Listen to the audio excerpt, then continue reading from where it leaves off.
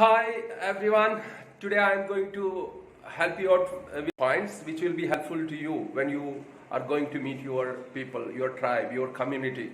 First one is that always there should be a smile in your face. That is most important thing. You should have that extra energy in your mind thinking about what kind of service you are going to give. That the service is the third point. You are going to give service. You are going to give some solution to the problems, some of what they are facing. So that should be in your mind. Then you should keep your intentions very clear.